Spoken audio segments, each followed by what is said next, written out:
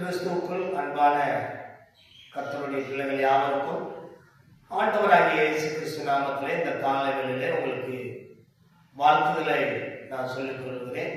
கர்த்தர் உங்களை ஆசீர்வதிப்பாராக. இந்த காலை வேளையில தியானத்துக்காக நாம் எடுத்துக்கொள்ள வேத பகுதி லூக்கா சுவிசேஷம் 19ஆம் அதிகாரம் 8வது வசனத்தை நாம் வாசிப்போம். சபையில் நின்று கர்த்தரை நோக்கி, ஆண்டவரே, என் ஆஸ்திகளின் பாதியை ஏழைகளுக்கு கொடுக்கிறேன். நான் ஒரு நிலத்தில் எதையாகிலும் அநியாயமாய் வாங்கினது உண்டானால் நாளத்தனையாக திரும்ப செலுத்துகிறேன் என்றார். நாம் இங்கே விதமாக பார்க்கிறோம். சகையு என்கிற ஸ்தோத்திரம், சகையு ஒரு ஆயக்காரன். அவன் வரி வசூலிப்பவன் தலைவனாகவும் இருந்தான். இவன் மக்களிடத்திலிருந்து வாங்க வேண்டியதை விட பல மடங்கு அதிகமாக வரி வசூலித்துக் கொண்டு வாழ்ந்து வந்தான். இதனால் மக்களால் வெறுக்கப்பட்டு வந்தான். இயேசு சகையுவிடம் கரிசனை அன்பு காட்டினார். அவன் ஆத்மா ரட்சிக்கப்பட ஆண்டவர் விரும்பினார் என்று பார்க்கிறோம். பிரியமானவர்களே, அவர்கள் இங்கே நாம் பார்க்கிற பொழுது சகையு இங்கே சொல்லுகிற காரியத்தை நாம் இங்கே பார்க்கிறோம். அவன் அங்கே ஆண்டவரும் சகையும் அவர்கள் இருவருமாக நடந்து சென்று கொண்டிருக்கிற வேளையில ஆண்டவராகிய இயேசு கிறிஸ்து சகையிடத்தில் ஒன்றுமே பேசவில்லை. ஆனாலும் சகைவு உள்ளத்திலே அவன் உணர்த்தப்பட்டு அவன் அங்கு ஒரு மனமாற்றம் அடைவதை நாம் பார்க்கிறோம். அவன் சொல்லுகிறானே, சகையு கர்த்தரை நோக்கி, ஆண்டவரே, என் ஆஸ்திகளில் பாதியை ஏழைகளுக்கு கொடுக்கிறேன்.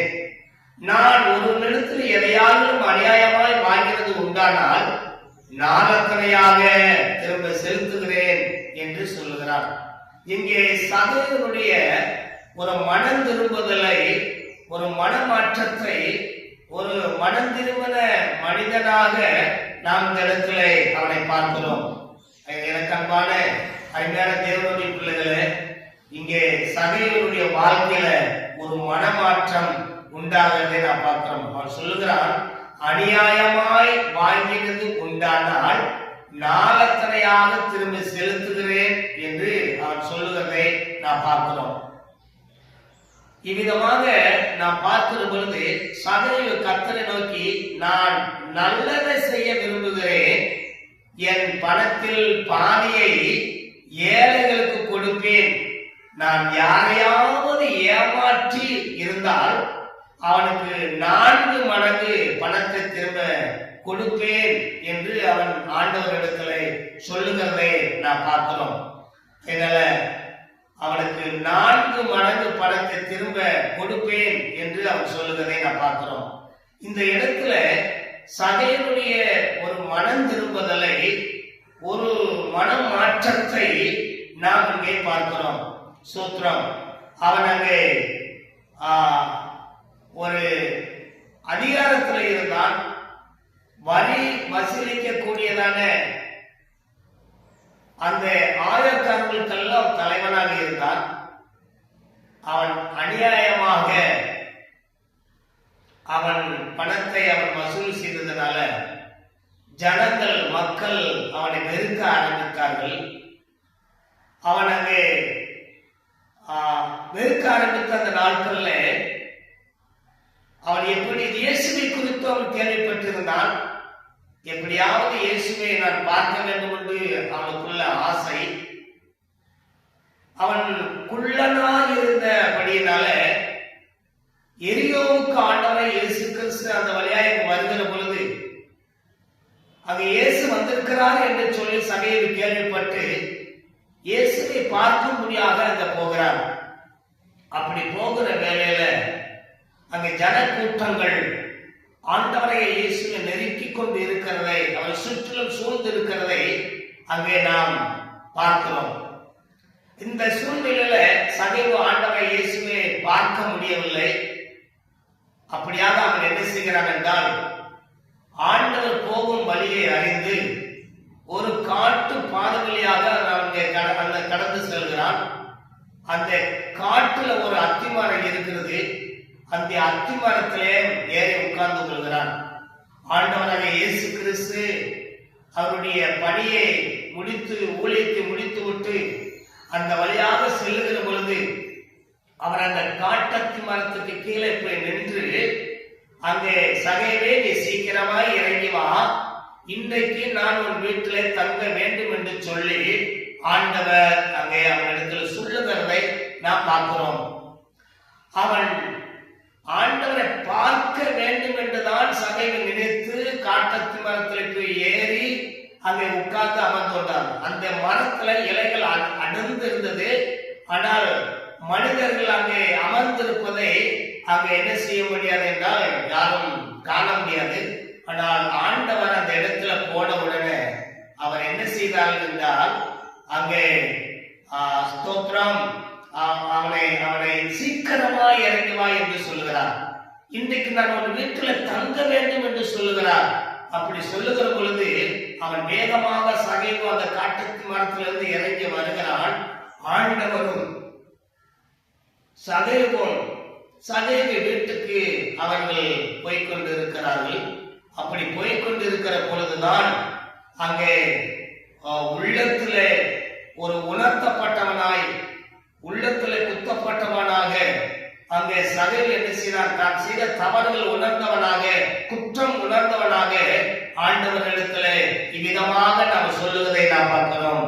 அங்க என்ன சொல்கிறார்கள், என் ஆஸ்திகளில் பாதியை ஏழைகளுக்கு கொடுக்கிறேன், நான் ஒருவரிடத்தில் எதையாவது அநியாயமாய் வாங்கினது உண்டானால் நாளத்தனையாக திரும்ப செலுத்துகிறேன் என்றார். இந்த இடத்துல இந்த வார்த்தையை நாம் பார்க்கிற பொழுது சகைவருடைய மனம் திரும்புதலை, சகைவருடைய மனமாற்றத்தை நாம் இங்கே பார்க்கிறோம். எனக்கு அன்பான அருமையான தேவனுடைய பிள்ளைகளே, சூத்திரம், இந்த நாட்கள் இந்த சகைவை போல சூத்திரம் நாமும் ஆண்டவரோடு கூட நடக்கிற பொழுது, ஆண்டவரோடு கூட நடக்கிற பொழுது, ஆண்டவரோடு நாம் வாழ்கிற பொழுது, ஆண்டவரோடு கூட நாம் பேசுகிற பொழுது, நமக்குள்ள நம்ம உணர்த்தப்படுகிற பொழுது, அந்த குற்றங்கள் உணர்த்தப்படுகிற பொழுது, தவறுகள் பாவங்கள் உணர்த்தப்படுகிற பொழுது நாம் அதை அறிக்கை செய்து நாம் விட்டுவிட வேண்டும். எனக்கு அன்பான அருமையான தேவனுடைய பிள்ளைகளே, அப்படி செய்கிறதா அங்கே மனமாற்றம் என்பதை குறித்து நாம் பார்க்கிறோம். சகைவு உண்மையான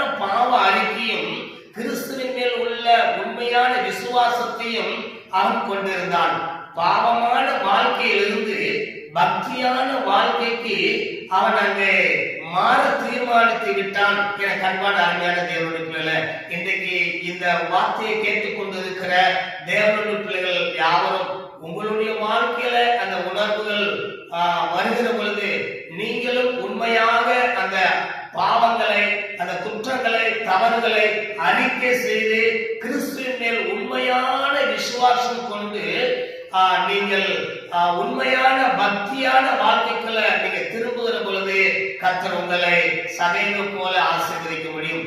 அவ்விதமாக அந்த மனமாற்றம், மன திரும்புதல் சகைவுக்குள்ள வந்த பொழுது அவன் வீட்டுக்கு போன உடனே அவனுடைய வீட்டுல அவன் குடும்பம் முழுவதும் அவர்கள் ரட்சிக்கப்பட்டு ஆண்டவராகிய தேவனை சொந்த ரட்சகராய் ஏற்றுக்கொண்டார்கள் என்று சொல்லி நான் பார்க்கிறோம். எனக்கு அன்பான அருமையான தேவனுடைய பிள்ளைகளே, சகைவு இயேசுவோடு சூத்திரம் அவன் நடந்தான்.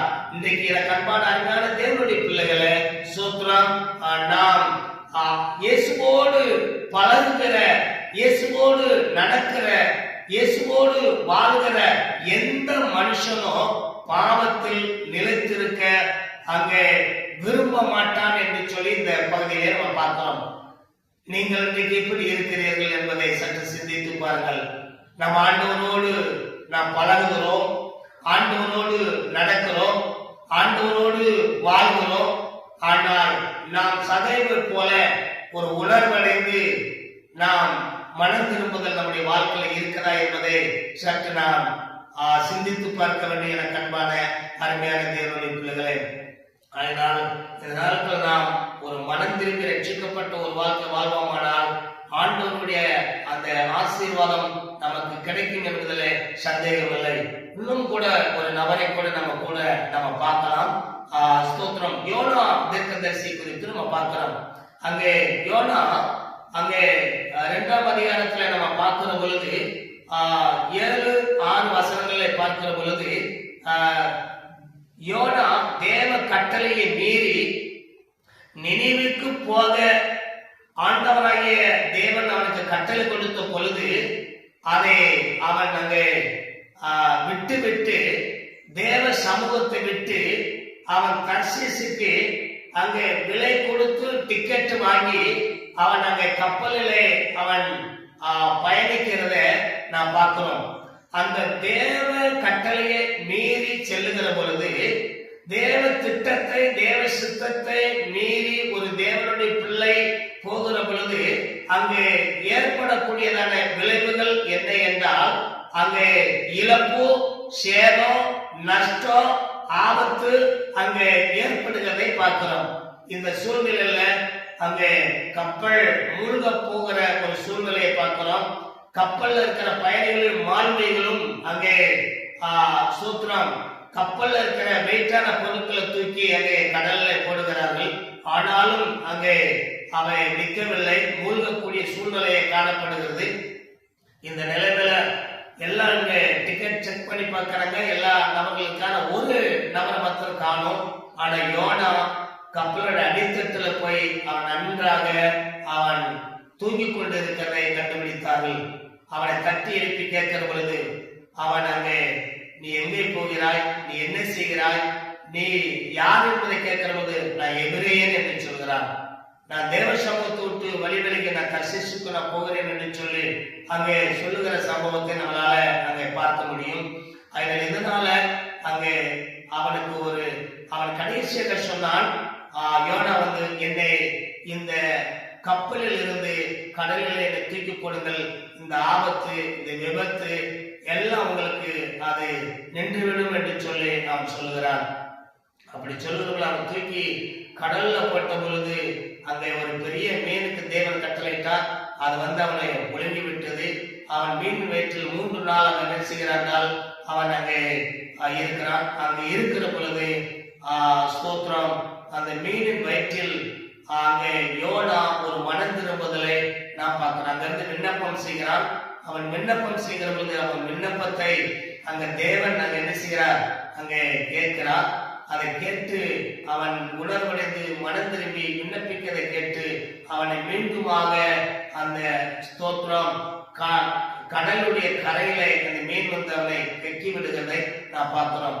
திரும்பி அவன் மனம் திரும்பியவனாக தேவ சத்தத்திற்கு கீழ்ப்படிந்தவனாக தேவ சத்தத்தை கேட்டு அவன் மீண்டுமாய் நினிவேக்கு தேவ சித்தத்தை செய்யும்படியாக தேவ ஊழியத்தை செய்யும்படியாக அவன் கடந்து செல்கிறதை நாம் பார்க்கிறோம். எனக்கு அன்பான அருமையான தேவனுடைய பிள்ளைகளை சூத்திரம். அதே போல இந்த நாட்கள்ல நீங்களும் நானும் தேவ சத்தத்தை கேட்கிறவர்களாகவும் தேவ கட்டளைக்கு கீழ்ப்பிடிக்கிறவர்களாகவும் நாம் இன்னைக்கு இருக்க வேண்டும் என்று சொல்லி இந்த வேத பகுதியின் மூலமாக நாம் கற்றுக்கொள்கிறோம். அதனால சூத்திரம். அதே போல இந்த யோனா போய் அவன் நினைவிலே அங்க பிரசங்கிக்கிற பொழுது அந்த மத்தேயு 12:41 லூக்கா 11:32 நாம் வசனங்களை வாசிக்கிற பொழுது யோனாவின் பிரசங்கத்தை கேட்டு நினைவே பட்டணத்தார் மனம் திரும்பினார்கள் என்று சொல்லி இந்த நாட்களை நாம் பார்க்கிறோம். எனக்கு அன்பான அருமையான தேவனுடைய பிள்ளைகளே, அதனால மனம் திரும்பி நாம் தேவ சத்தத்துக்கு நாம் கீழ்ப்படிந்து போகிற பொழுது அங்கே ஆண்டவர் கிரிய நடப்பிக்கிறத நம்மளால பார்க்க முடிகிறது. யோனாவின் பிரசங்கத்தை கேட்டு நினைவே பட்டணத்தான் அவர்கள் மனம் திரும்பினார்கள் என்று சொல்லி நாம் வேதத்திலே நாம் வாசிக்கிறோம். அதிகமாக அன்பான அருமையான தேவனுடைய பிள்ளைகளை சூத்திரம். இன்னும் பார்த்தையா நாம் வேத புஸ்தகத்துல 2 பேதுரு 3:9 அங்கே பார்க்கிறோம், ஒருவரும் கெட்டு போகாமல் நாம் எல்லாரும் மனம் திரும்ப வேண்டும் என்று அங்கே ஸ்தோத்திரம் ஆண்டவர் விரும்புகிறார் என்று சொல்லி அங்கே அப்போஸ்தலனாகிய பேதுரு கூறுகிறதை நாம் நம்மளால பார்க்க முடிகிறது. சூத்திரம். அது மாத்திரமல்ல, இந்த நாட்கள்ல வெளிப்படுத்துற விசேஷத்துல அங்கே 3ஆம் அதிகாரம் அங்கே வாசிக்கிற பொழுது இவ்விதமாக அங்கே நாம் 3:19 வாசிக்கிற பொழுது இங்கேயும் இந்த யோவான் பரிசுத்த அப்போஸ்தலன் யோவான் அங்கே அவனுக்கு வெளிப்படுத்தின காரியத்துல அங்கே அங்கே இவ்விதமாக கூறுகிறதை நான் பார்க்கிறோம். நான் சிநேகிக்கிறவர்களோ அவர்களை கடிந்து கொண்டு சிட்சிக்கிறேன். ஆகையால் நீ ஜாக்கிரதையாய் இருந்து மனம் திரும்பு என்று சொல்லி தேவ சத்தத்தை நாம் கேட்கிறோம். பிரியமானவர்களே, யாரை தேவன் நேசிக்கிறாரோ, ஆண்டவர் யாரை நேசிக்கிறாரோ அவர்களை கடிந்து கொண்டும் சிட்சித்தும் அவர்கள் மனம் திரும்ப வேண்டும் என்று ஆண்டவர் விரும்புகிறார். அதனால தம்முடைய பிள்ளைகள் அவர்கள் ஆசீர்வாதத்தை இழந்துவிடக் கூடாது என்பதை ஆண்டவராகிய தேவன் எண்ணி நம்மளை நேசிக்கிறார். அவன் நேசிக்கிற பிள்ளைகளை தான் அவன் சிட்சிக்கிறார். ஸ்தோத்திரம். அவங்களை கண்டிக்கிறார், அவங்களை எச்சரிக்கிறார். அவர்கள் ஏன் என்றால் மனம் திரும்ப வேண்டும் என்று சொல்லி. அதனால எனக்கு அன்பான அருமையான தேவனுடைய பிள்ளைகளை, இந்த வார்த்தையை கேட்டுக் கொண்டிருக்கிற கர்த்தருடைய பிள்ளைகள் யாவரும் அந்த சகைவை போல ஆண்டவரோடு பழகுகிற பொழுது, ஆண்டவரோடு நடக்கிற பொழுது அங்கே நாம் உள்ளத்திலே உணர்ந்து மனம் திரும்ப வேண்டும் என்று சொல்லி ஆண்டவர் விரும்புகிறார். யோனாவை போல மீன் வயிற்றிலிருந்து அவன் அங்கே கர்த்தரை நோக்கி உணர்வடைந்து அவன் ஜெபித்தான். ஜெபத்தை கர்த்தர் கேட்டார் என்று சொல்லி பார்க்கிறோம். யோனாவை போல நாம் ஒரு மனம் திரும்புதல் வேண்டும் என்று சொல்லி ஆண்டவர் விரும்புகிறார். பிரியமானவர்களே, அதனால இந்த வார்த்தை கேட்டுக்கொண்டிருக்கிற அன்பான தேவனுடைய பிள்ளைகள் யாவரையும் கர்த்தர் ஆசீர்வதிப்பாராக.